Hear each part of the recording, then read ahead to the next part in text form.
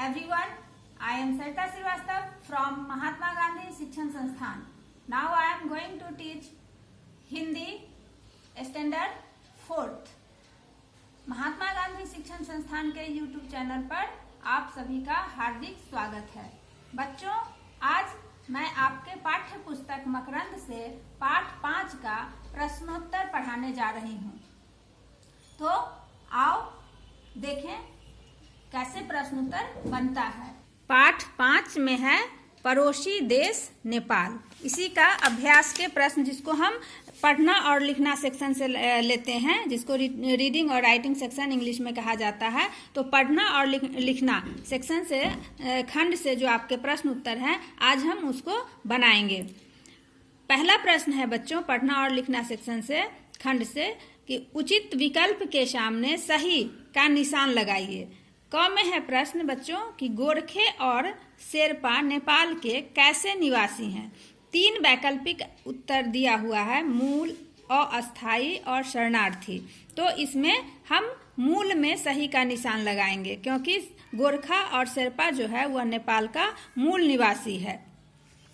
ख में प्रश्न है बच्चों, नेपालियों के घर किस चीज से बनाए जाते हैं। तो नेपालियों के घर, यहाँ 3 उत्तर दिया हुआ है, ईंट, सीमेंट से, बांस लकड़ी से और गारा मिट्टी से।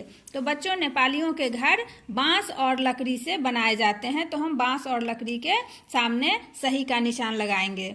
तीसरा प्रश्न है बच्चों, नेपाल की कामधेनु किसे कहा जाता है।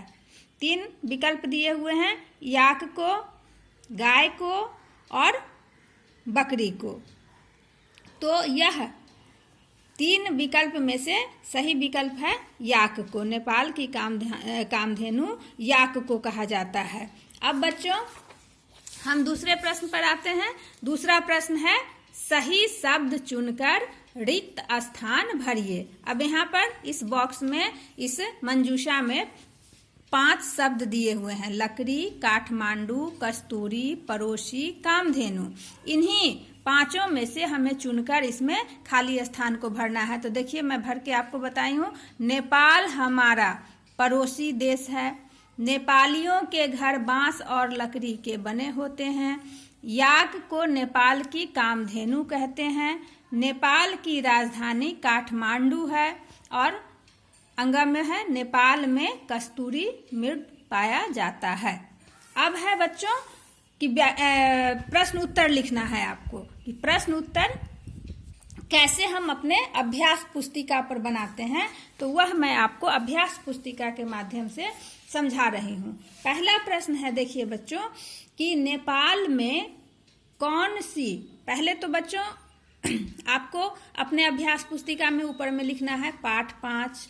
पाठ का शीर्षक लिखना है पड़ोसी देश नेपाल। उसके बाद यहाँ नीचे लिखना है प्रश्नोत्तर। अब हम यहाँ से लिखना स्टार्ट करेंगे कि प्रश्न क में दिया हुआ है कि नेपाल में कौन सी 2 प्रमुख जातियां पाई जाती हैं। अब उत्तर हमें लिखना है, नेपाल में गोरखा और शेरपा 2 प्रमुख जातियां पाई जाती हैं। अब इन प्रश्नों को लिखने के बाद आप एक ऐसे लाइन खींच दोगे जिससे पता चलता है कि यह प्रश्न आपका पूर्ण हो गया। दूसरा प्रश्न है बच्चों ख में, कि याक को नेपाल का कामधेनु क्यों कहते हैं। तो उत्तर है बच्चों कि कामधेनु एक, पहले तो आपको कामधेनु के बारे में जानना है कि कामधेनु एक चमत्कारी गाय थी, जिसके दर्शन मात्र से सभी तरह के दुख दर्द दूर हो जाते थे। यह एक उपयोगी पशु थी। कामधेनु गाय का दूध अमृत के समान माना जाता था। तो वैसे ही नेपाल में याक एक उपयोगी पशु है, जिससे दूध, मांस और चमड़े की प्राप्ति होती है तथा याक सामान भी ढोता है। इसलिए याक को नेपाल का कामधेनु कहते हैं। ये आपका प्रश्न उत्तर तैयार हुआ इस तरह से। अब है बच्चों प्रश्न ग में, कि त्रिभुवन राजमार्ग किसे कहा जाता है और यह किसके सहयोग से बना है। तो बच्चों उत्तर होगा कि काठमांडू के प्रतापी राजा, जिनका नाम त्रिभुवन था, जो काठमांडू के प्रतापी राजा के नाम पर काठमांडू में बने राजमार्ग को त्रिभुवन राजमार्ग कहा जाता है और यह भारत के सहयोग से बना है।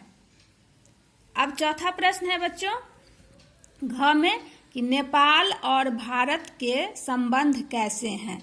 उत्तर लिखेंगे कि नेपाल और भारत दोनों ही एक दूसरे के पड़ोसी और मित्र देश हैं। नेपाल के साथ भारत के संबंध मधुर और मैत्रीपूर्ण हैं। अब यह आपका प्रश्न उत्तर समाप्त हो गया। अब अगले वीडियो में बच्चों इसी का हम लोग व्याकरण और भाषा खंड से प्रश्नों को बनाएंगे, जिसको कि अंग्रेजी में ग्रामर एंड लैंग्वेज कहते हैं, सेक्शन कहते हैं। उस सेक्शन से हम लोग उस प्रश्न को अगले वीडियो में बनाएंगे। धन्यवाद।